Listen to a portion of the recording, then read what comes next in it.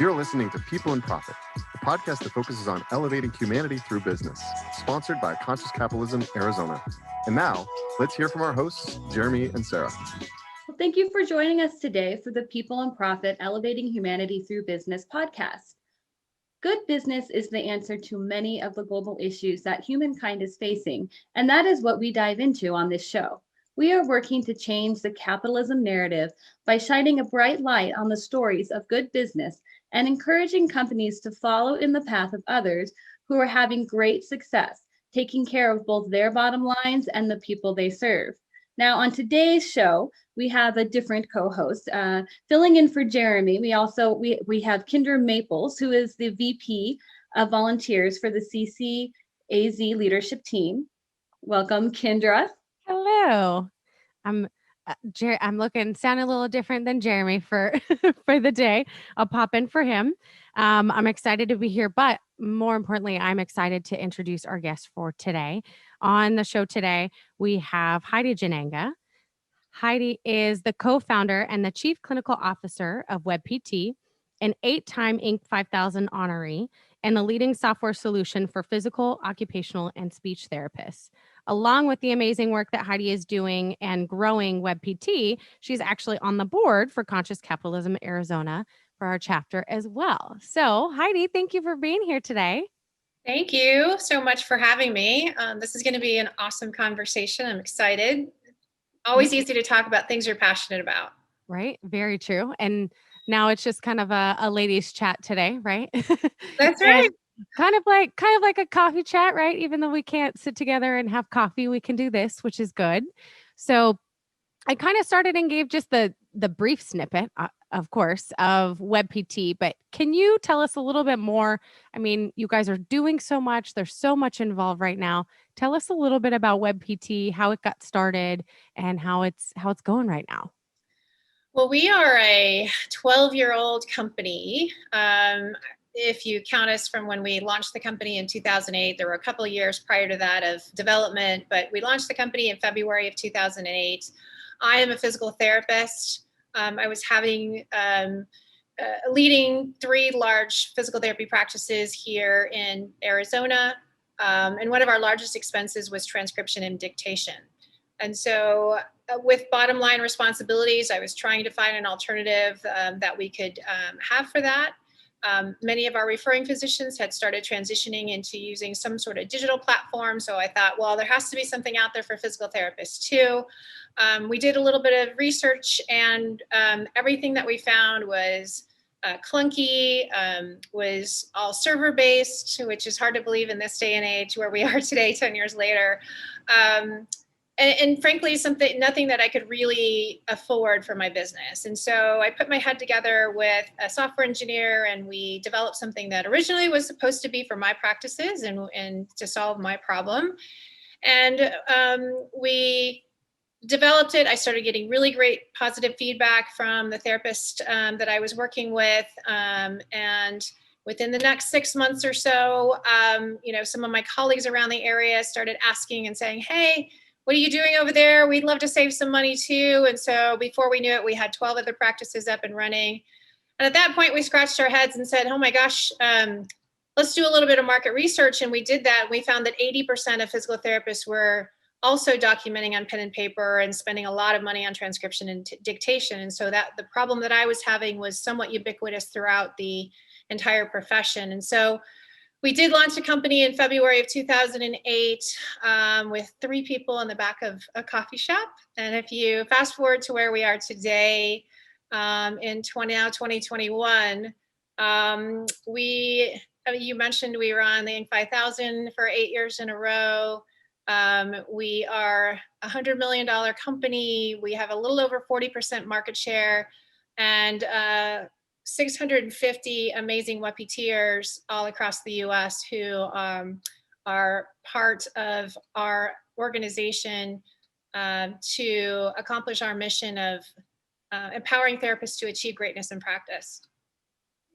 So I love the 650 WebPTers. It's just whenever you get the descriptions of the people that are all working together to do something, that I'm like, I want to be a WebPTer too. I think about, for me, and when I first was exposed to conscious capitalism through the Arizona chapter, and one of the first experiences that I had was a field trip to a WebPT office. So anyone who's been around conscious capitalism within Arizona definitely knows, Heidi, and knows WebPT. And that tour was definitely, one of the ways that helped me understand conscious capitalism. Looking at the way the offices were set up, and the disc posters that were all up over the place, having an introduction by your culture captain. So I say all of this because clearly conscious capitalism, or the way of or doing good business without even the label of conscious capitalism, has been part of your strategy, from day one, from the three people in the coffee shop. So maybe just take us, back to the coffee shop, and think about how, and give us a little bit more about how conscious capitalism, or doing good business, has been a part, from the three people in the coffee shop to the 650 WebPTers that are, part of the team now. Well, for a long time, and up until actually it was in 2014, I would say that we were what is now called unconscious conscious capitalist. Yeah. Because there wasn't really a thing. Like, we didn't know that this was a way of doing business. It was just the right thing to do. It was based on our own sort of values as people, as founders. And as we continue, and as we, as co-founders, one of the things that we committed to when we started the company was, we both came from backgrounds of corporate organizations, and loved what we had done, had risen to leadership roles, and but there was a lot of sort of things that we didn't like about that sort of way of doing business. And so what we committed to was pulling all the things that we liked and loved and had passion for, and sort of aligned with our own core values, into our own business. And I got exposed to conscious capitalism. One of the awesome things about winning Inc. 5000, or being on that list, is that you get invited to an amazing conference every year, in which you get to learn from awesome leaders and other entrepreneurs.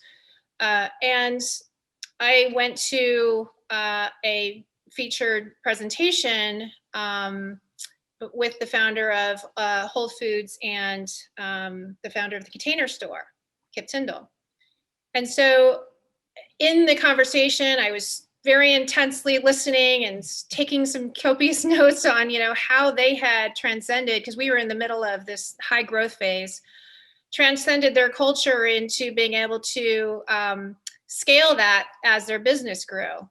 And they introduced the concept of called conscious capitalism with the 4 pillars. And as I started writing down pillar number 1, having a higher purpose to your business, I was like, okay, yeah, we've done that. Mm-hmm. And then, the stakeholder mentality, where you make everyone sort of a part of your business. You create a community around what you've done. I was like, wow, we've done that too. We call our customers members on purpose, because we wanted them to feel like they were a part of the WebPT community. As you heard, we call our employees WebPTers, because they're part of they are stakeholders within our business. And so I just put my pencil down at that point, and just started listening. And it goes on. He went on to talk about conscious leadership, and how that's such a critically important as you bring in new leaders into an organization, and having that as part of your vetting process. And then, of course, the conscious culture, and what that truly means to the business. And so it was like a light bulb goes off, and I was like, oh my gosh, like, this is totally how we have started and are continuing to run our business. And it gave me this framework in this with the 4 components and the pillars to really now be able to translate that not only to within our teams, but also, as an entrepreneur who loves to pay it forward to others, like how we were able to accomplish our success. And now I have that framework to have that discussion, to make that discussion easier now. So it kind of sounds like, like with many things, the timing was right, although I think it's more about awareness and what you're open to than actual timing. But you were in a high growth phase. And so probably, often a time where people are, you brought your values and you brought humanity into the business. And when you get into those high growth phases, sometimes that can be where you feel some pressure to say, okay, maybe I can't be as human and I can't consider everybody all the time. And yet now you attend this conference and you hear it from people who have been through the high growth and are further along, within, the growth of their company than you were. And they in some ways say what you were doing was kind of the answer to get you through your high growth phase. Well, yes and no. I think that as we searched out to find answers, because we knew we wanted to do it, it was really about the how, because we were met with resistance.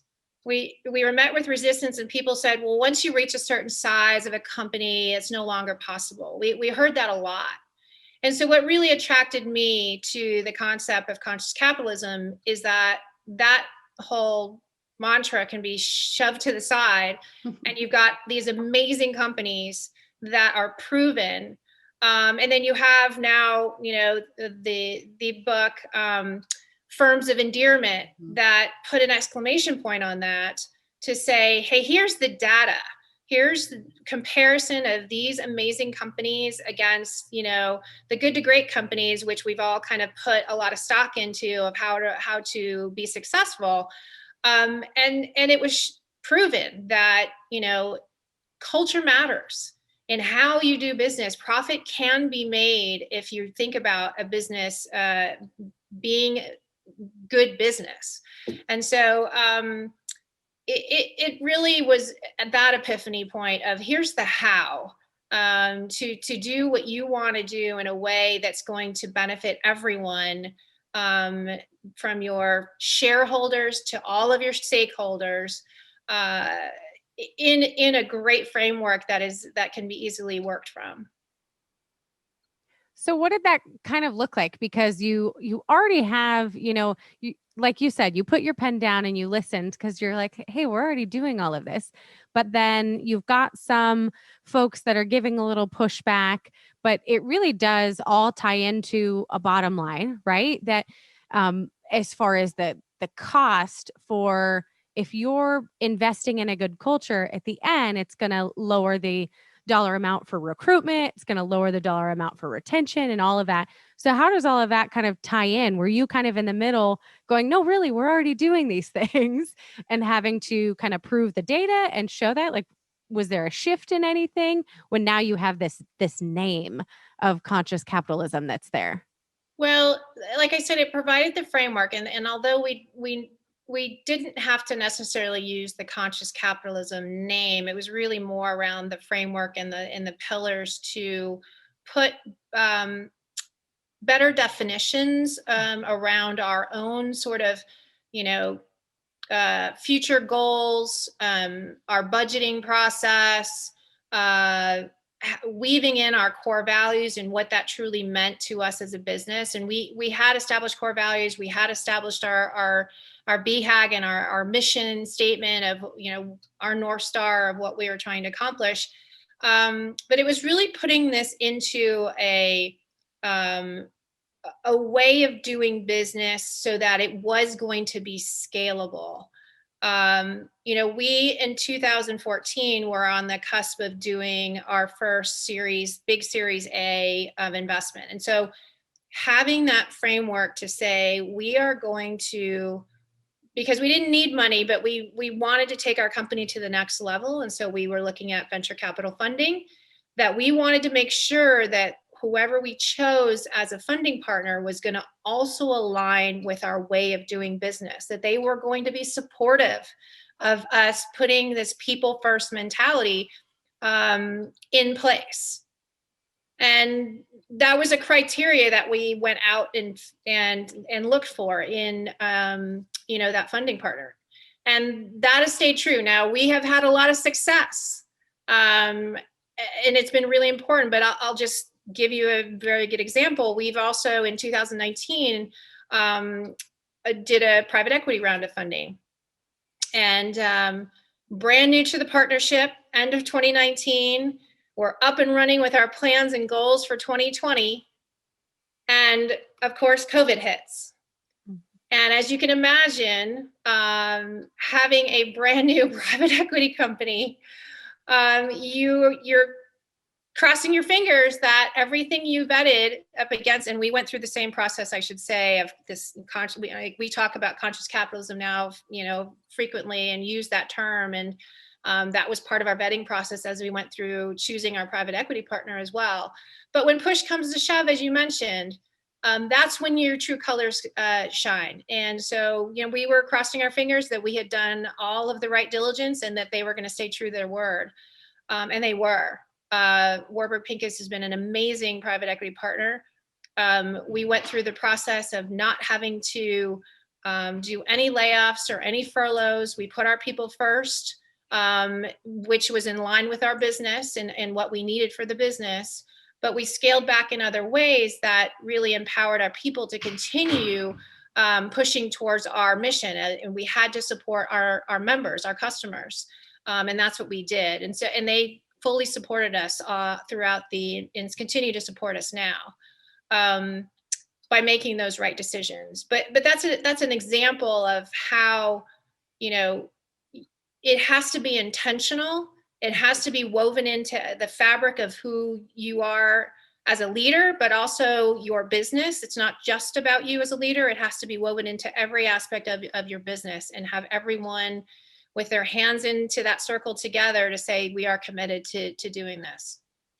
So I'm just curious, with the COVID and the need to, make, changes, was the private equity partner, were they supportive partners in the background, or were they actually able to more like step in and help you problem solve?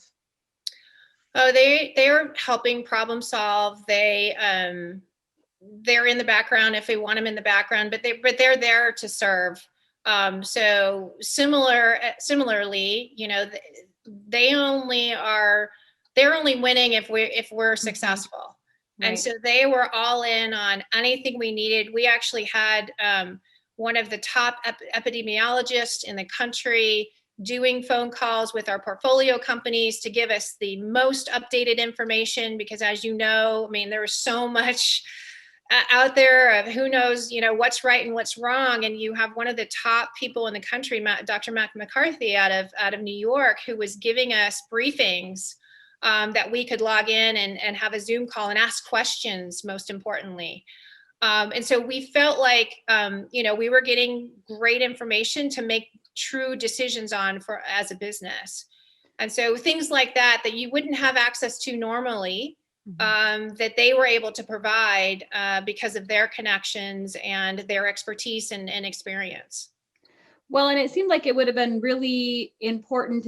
I think in times like, COVID, pandemics, lots of uncertainty and unknowns and change, purpose and mission can become, that underlying strength. And so it's definitely important that, all of your partners and, key stakeholders are in there. But with you, your business being in the medical field and there being a whole lot of questions on being able to continue to serve patients who need, physical therapy, even if they're, within a pandemic, would be even more important. And that can be something to, both rally around if, when you've done the work ahead of time, you've made the connections, you've got everybody on board there, and it becomes, like the rallying cry.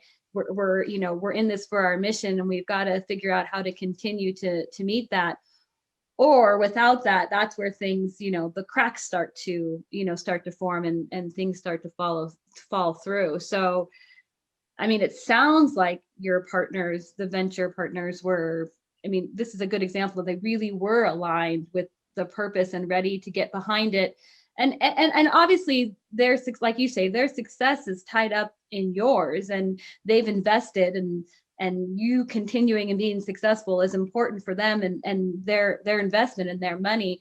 But you can protect yourself and pull your money out, or you can double down and serve the purpose. And it sounds like, again, they were or the third option, which a lot of times is frightening from the aspect of private equity. They can come in and say, we know best, we're going to run your business.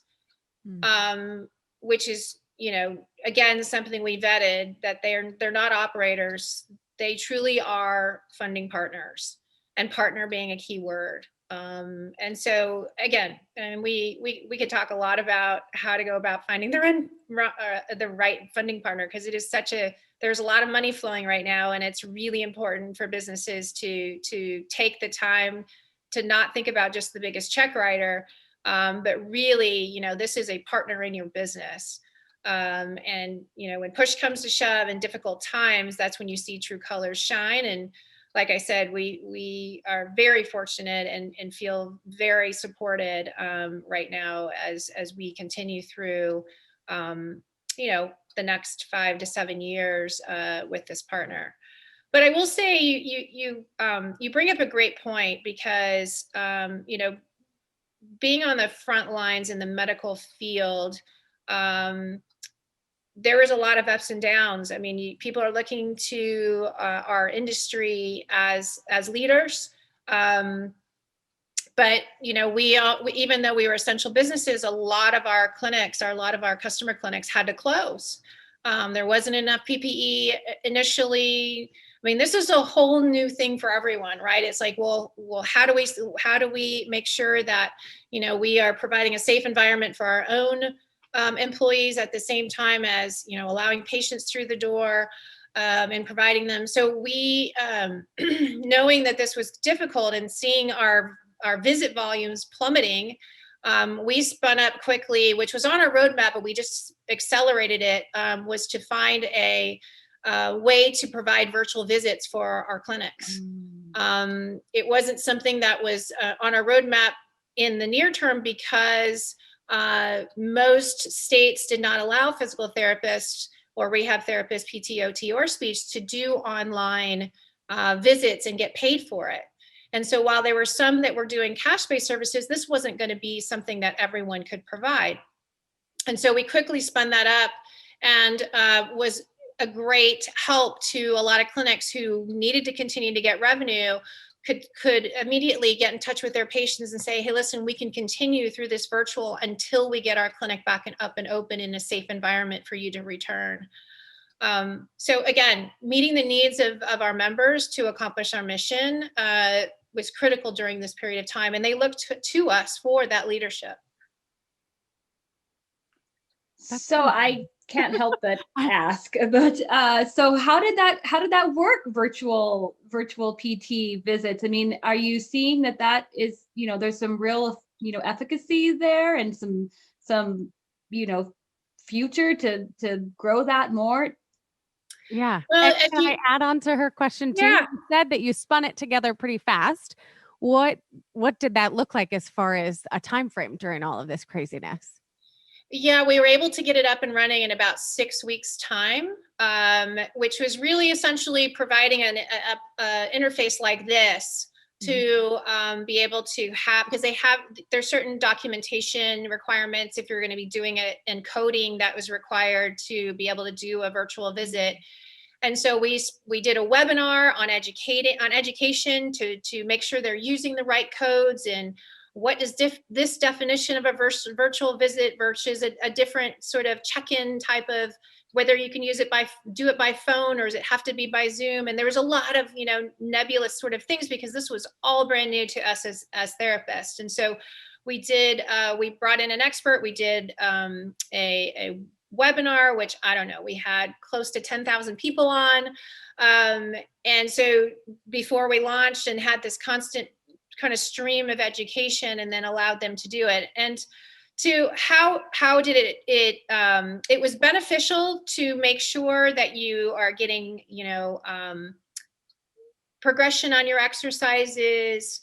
It's actually interesting to see people at home and how they're functionally being able to get around, if they're on crutches or in a sling, or, having back pain, and how they transition from sit to stand, and, all those PT things. It's actually like a home visit, right? Where you get to actually go and physically see them in their own space, which is unique sometimes to an outpatient facility, which is the majority of our members.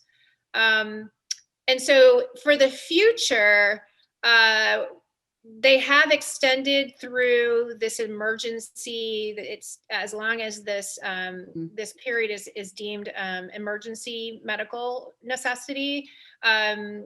We are allowed to continue the virtual visits. But what we've seen from our data is, there was this huge spike in visits from doing virtually, because there was really no other option. And then as clinics got PPE and they were able to start opening back up in a safe manner, those visit numbers started to drop. And so what you're seeing right now is somewhat of a hybrid model, in which there are some sort of visits that are conducive to the virtual environment, in which I can follow up on your home exercise program. I can watch you do them and make sure I can progress you on those exercises, where I can give you verbal cues. But so much of what we do as therapists is hands-on. And so it's definitely going to be difficult to obviously do everything virtual, but we do see a future of some of this virtual check-ins, where you can see check in on a larger volume of patients via Zoom or a virtual environment. But there's still always going to be this need for a brick and mortar, actual physical contact being done with a therapist. But at least you said in the meantime, you can step in. Within 6 weeks, you were able to, put this together, allow them the opportunity, even just to do those check-ins. I mean, we were talking right before we went on air about kids in school and virtual. It's phenomenal to me how companies have been able to develop and change and alter and still continue to support their people, their stakeholders. Everybody is still a priority to you. All of those people are still a priority, your members and your staff, how you weren't furloughing anyone. Like that to me really shows through all of this craziness that you guys have still been able to focus on what is important to you. Well, and we've been able to be very successful through this period too. Although we didn't necessarily meet all of our profit goals, we did meet our revenue goal for 2020, which is pretty freaking outstanding considering everything that happened. Yeah. And I will just say we have just an amazing team. Our sales team, right out of the gate, within the first couple of weeks, as we saw numbers starting to crash, and had the wherewithal to pull together and say, okay, like, how are we going to continue to support and drive our goals at the same time as being this trusted source? Well, we don't look like we're coming in when you're kicked and down, that, we're going to come try to sell something to you. Mm-hmm. And the way that we kind of are able to do that, mainly because we already are a very trusted resource to them. That's part of our culture and the brand that we've established. We came in and said, while you can't work on your business, while you can't work in your business, why not work on your business? And so there's always this checklist of things that physical therapists and owners have that they're like, oh, I'm so busy with my patient care that I really can't get to those things where you're improving the efficiency of your business, for example, or, changing your scheduling model to, allow for, different types of patients to come in with different therapists or whatever it is. We can be here to help you. So we kind of went deeper into, we already have a consultative style in our sales process. We even went deeper into that. And really help them to understand, like, hey, this might be the time to add on this service. We know business is going to be coming back, but you will be ready and more efficient with your time and leadership within your practice when you come out of it. And so it was remarkable to see how that sort of caught on, and people and clinic owners are like, yes, we've done our work. We know that we have 3 to 6 months in reserve. So we know, we've done our budgeting and we're good to go. And so I thought that was just brilliant in terms of, understanding your customer, which I think is also super key. Having those relationships and really understanding what is driving them and what are their needs of their business. And we were there to fulfill it. Oh my gosh, I love that. You got me all, even more excited because, it's like you said, when you understand your customers, you're focused on the purpose and you're empowering this whole industry of people. And yes, of course, you're focused on your business and what are your goals, but it was like, what do our customers need? And so now how do we shift the focus to serve them in a new and different way, because right now they have a different need. And that becomes, those win-win type of relationships, or those stakeholder focused, stakeholder oriented, business models where we all win. We say, okay, when I figure out how to best serve my customer, then I'm also doing what's right for my own company and my own, profitability and revenue goals. So that's so cool. I love it. Well, and the same thing can be said for internal, right? Because we think as our employees, they're customers to our business as well, right? And we need to be serving them at the highest level. When COVID hit, prior to COVID, we were very much an in-person culture. Mm-hmm. We have a big HQ with over 300 people, 15,000 square feet in downtown Phoenix. We have hubs all over the country. And the expectation is that you go to the office to work. Now, we did have some, work from home folks, but when we had been struggling with sort of, as we were continuing to grow, of, how do we sort of blend this culture of those that are working from home and those that are not? Well, this forced us into everyone being working from home.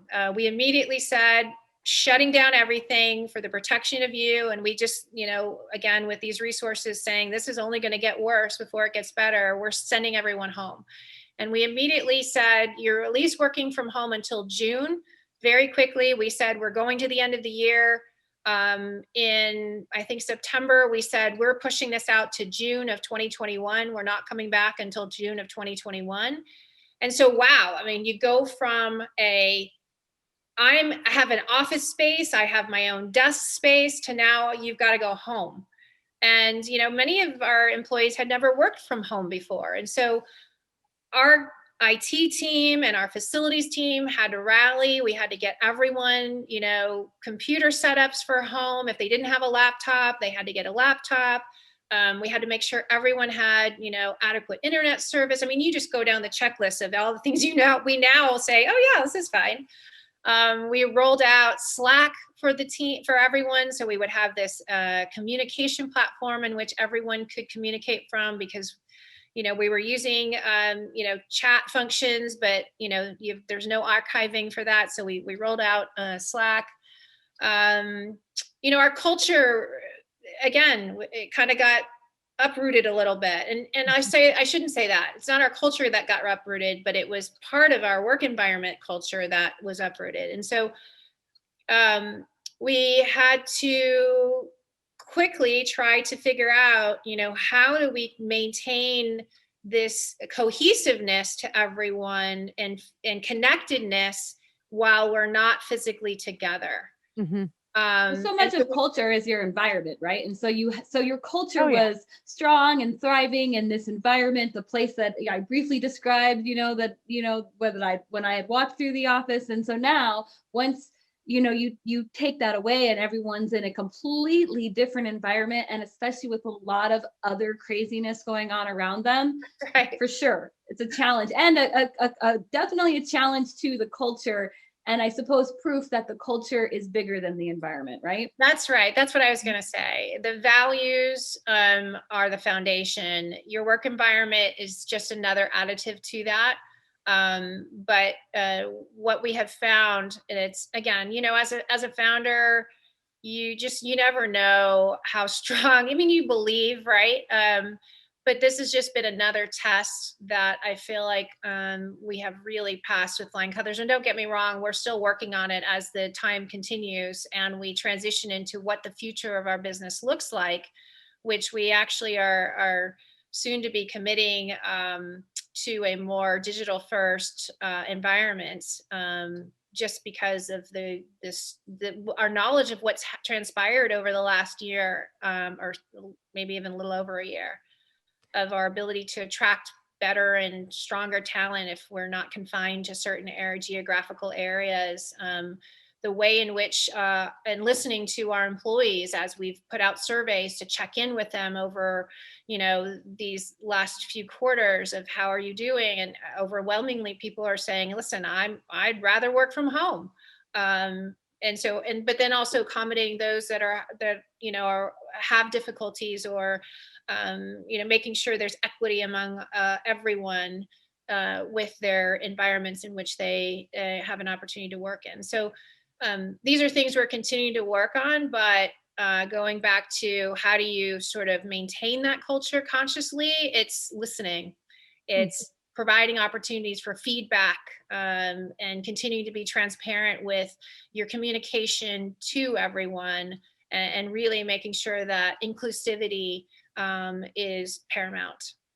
Well, and as you guys are moving forward, right? A lot of the transition and how you were able to keep that culture really is because that's what your foundation was already, right? You've already got these employees that are invested, they're interested. You were talking about your sales team. Your sales team was the team that figured out, hey, how are we going to tackle this without coming across as sleazy? It's the people that have already invested into WebPT and the culture of WebPT. And so then shifting to online and at home and virtual, they still have that, right? It's still innate. They still are there for the values and the culture. But then now we're at this tricky part of moving forward. You guys have a lot of job postings right now. And like you said, you're not coming back anytime soon. So they're all going to be virtual. So now are things changing as far as maybe your onboarding process now? Because you're not going to have that walkthrough of the headquarters and, hey, this is the meeting area. Here's who you go to for this. And here's who you walk past their office for this. That whole process is going to be different. So you've got, it's like, what, the pre-COVID people and the post-COVID employees, how do you, from this point, really fill those positions, and how do you bring them into the culture when they're not there, when everyone's at home? Yeah, no, it's a great question. And actually we had started transitioning into having what we call our culture cruise, which is our new employee orientation. How do we do that for folks that are being hired across the country? How do we get that same effect to have them completely, drinking the Kool-Aid, if you will, like embracing the culture as their own? Like, this is what it means to be a WebPTer from the get-go. Here are the expectations that we have for you. And so we had already, thank goodness, started to develop an online culture cruise, which people are able to partake in, as well as but it still had the component, because you were going into an office. We kind of blended that with the office experience. And so you're right. We did have to quickly sort of add to that virtual experience because now everyone was being onboarded only through the online culture cruise, and so we did have to improve that, and we still are continuing to do that. A lot of the discussion we're having right now as we put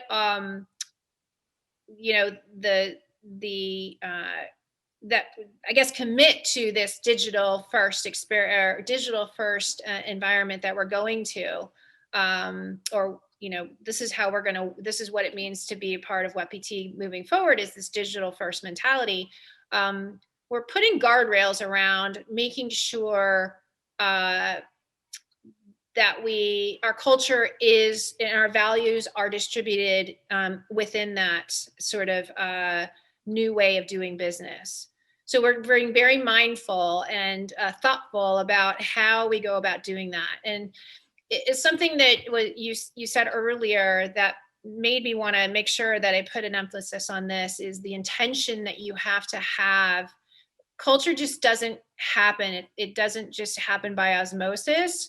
Like, it has to be intentional with that, in my opinion, the orientation, that first experience that you have within an organization has to sort of set the standards and the expectations from the get-go. A lot of it happens actually through the interview process.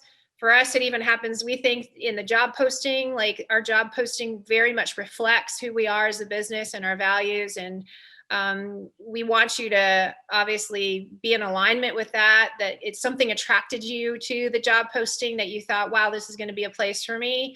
And then that is, underscored so many times during the interview process that by the time you get hired, there should be an understanding, but now you get engulfed and you get entrenched in it for the full first few days to a week before you actually sit in the seat or get into the true day-to-day things that you're going to do. So there's so much of that early process that really allows us to fully engage with you as an employee, to set the expectations, and then moving forward, continue to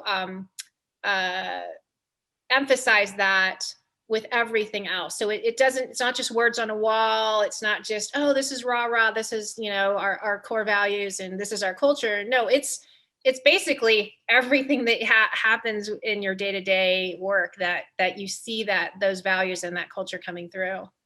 Right. It has to be built into your processes, because and you've already described several processes. You described your job posting and some of the interviewing and then the onboarding. And so your values are all built into those processes. But of course, if it were to stop there, then like you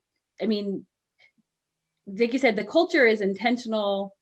And if it's not intentional, then you'll get what you don't intend, right? So their culture will be built. There's nothing you can do, right? There will be culture, and it will be a reflection of the experiences that people are having. And that's why, beyond just the processes that you've described, it would just make sense. We can hear it. It wouldn't, that it continues into, like you're saying, the day-to-day. And every single process, or at least, most of them are, have those values built into them, and that's what allows the culture to be as you intend.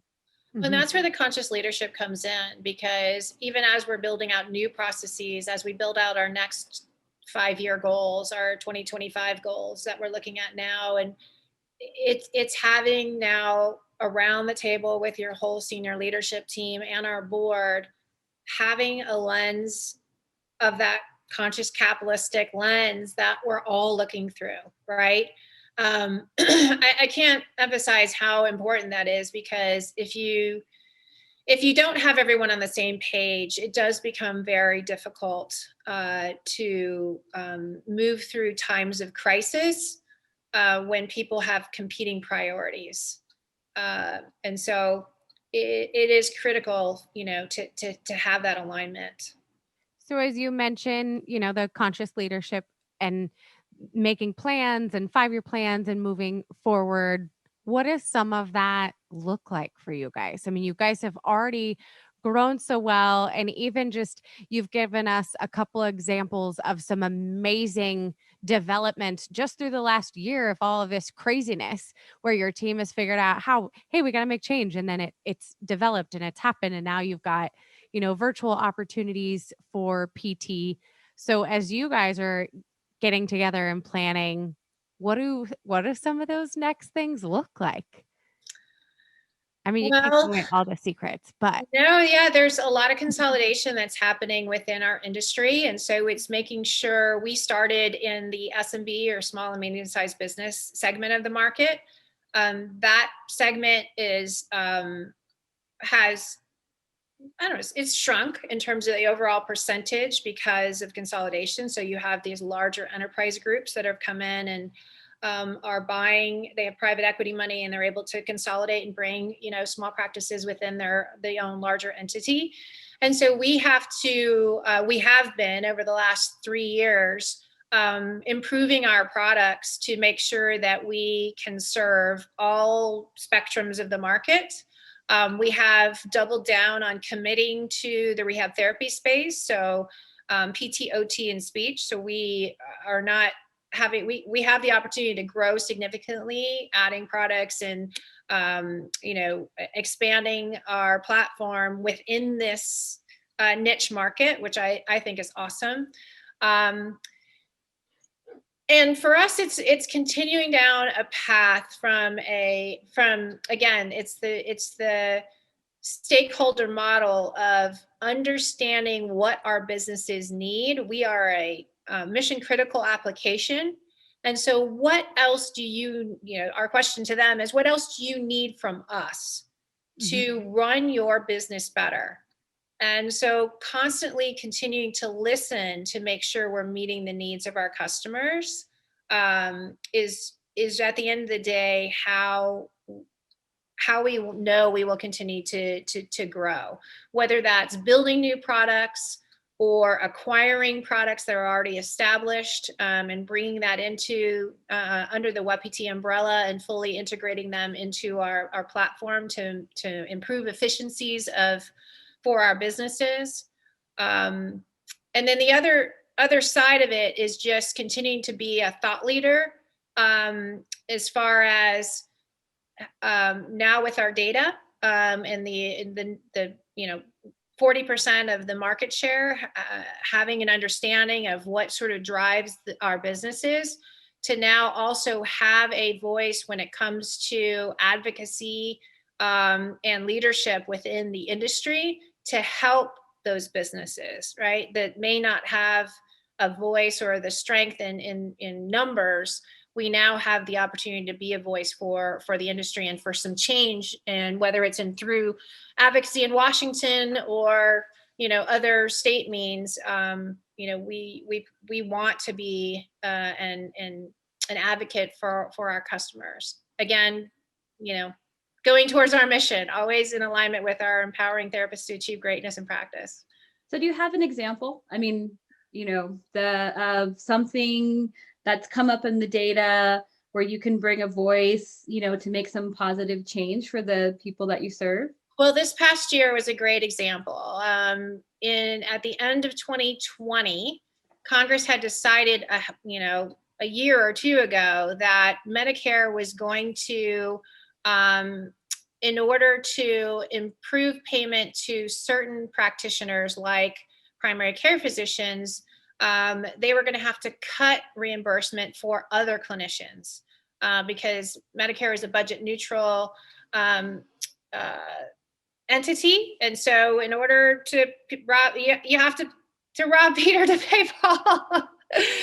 And so we were in the list of clinicians that were going to incur a 9% cut to our reimbursements. Now, yeah, as you can imagine, after a year that we've all had to now take another hit to your bottom, to your top line, and of course your bottom line, I mean, it was going to wreak havoc through the industry. And so we joined in amongst, many people on an advocacy front, but what we had that many others didn't was to show the data the repercussions of our practices over this period of time.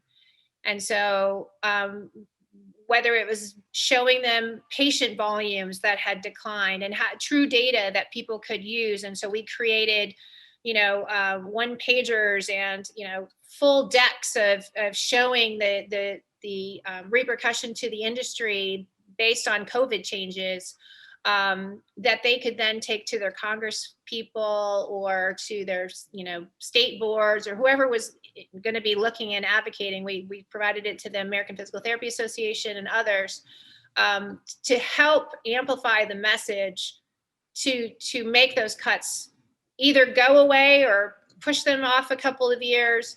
And what ended up happening was Congress did take action.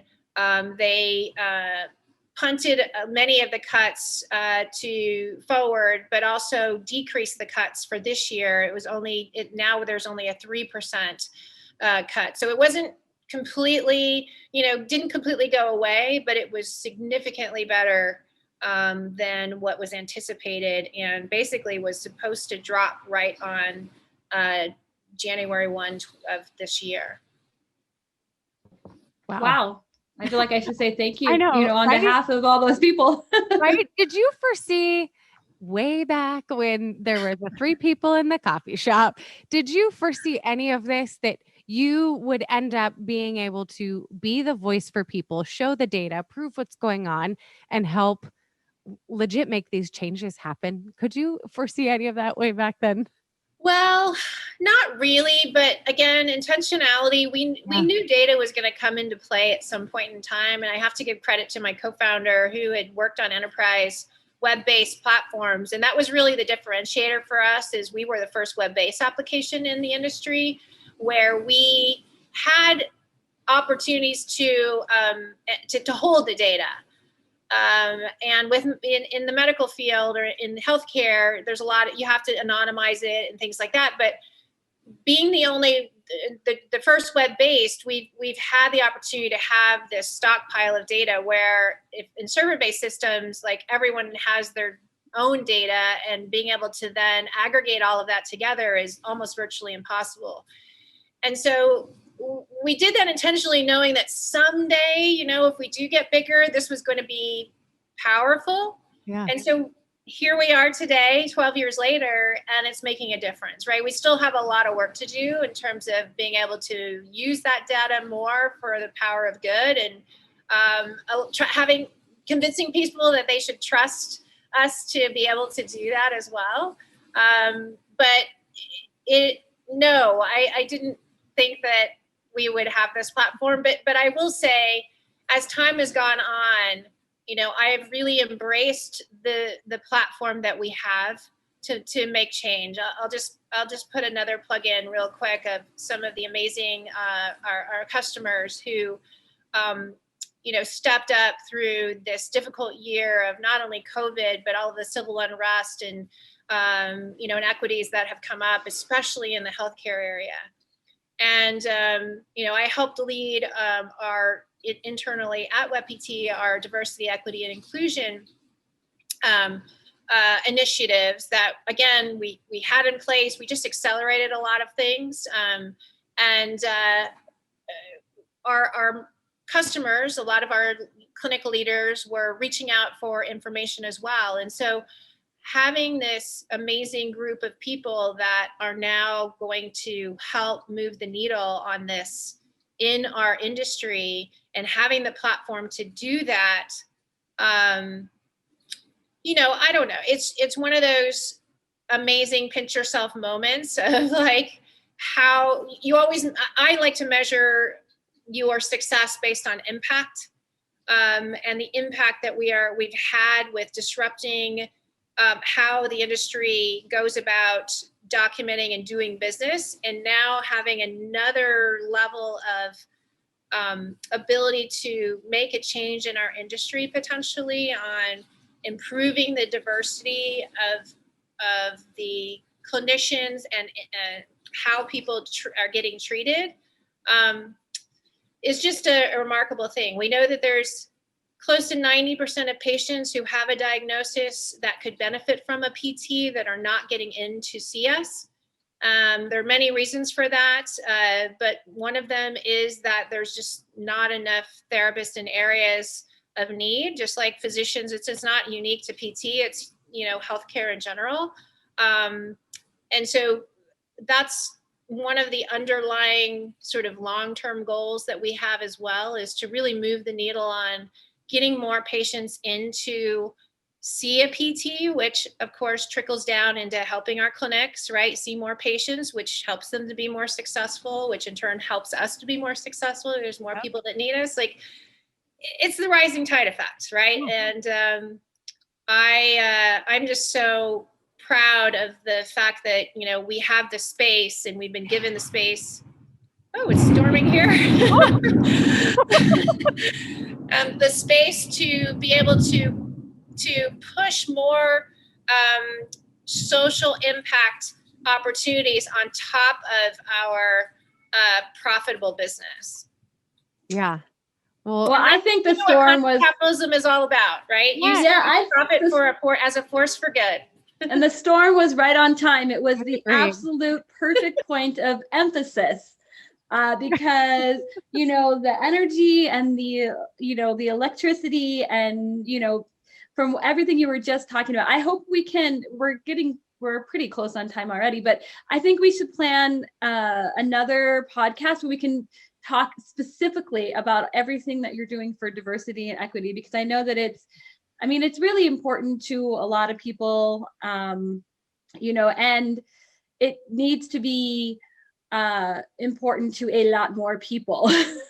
So I agree. And I'll just say that I think it is important to a lot of people. A lot of people just don't know where to start, right? And it's uncomfortable conversations sometimes. And so I would love to be able to do that with you. It's I've learned a lot over this last year, and it's definitely it's something I'm committed to helping moving forward.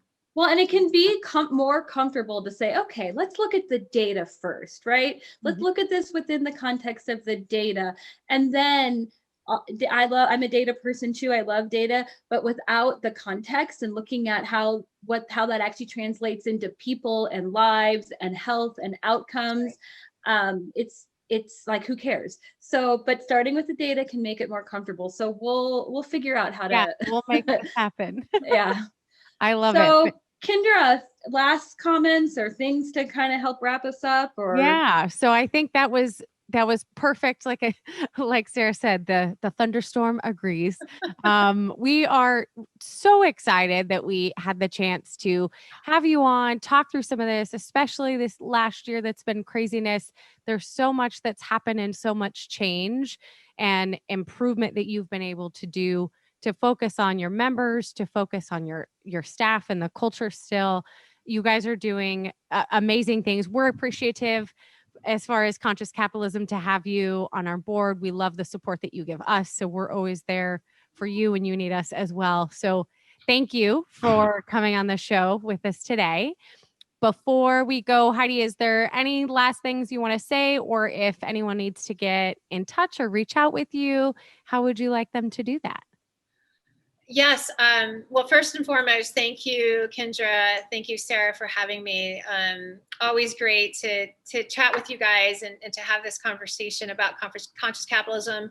I will say, if anyone out there is listening who is just kind of like on the fence of, I don't know how to learn more, and just check out our website, get involved, go to a meeting, that's how, what I mentioned earlier about how I got involved. And there's just so many like-minded people that are willing to help, even if it's just a little small piece that you're not quite getting.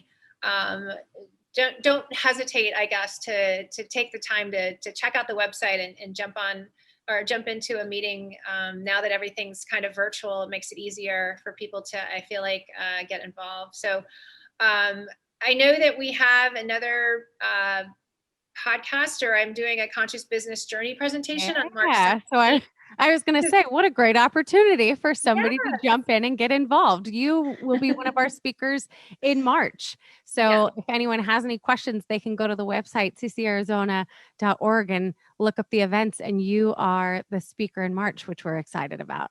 Yes, I'm very excited. Thank you guys so much for everything that you do in helping promote conscious capitalism. Great, thank you. And you heard it, Heidi said, no excuses, it's virtual. Make sure to, join us soon. Thank you. Awesome. Thanks, everyone. Thank you for listening to People in Profit, where we showcase the businesses that are elevating humanity through their work, right here in Arizona. Learn more about us at ccarizona.org.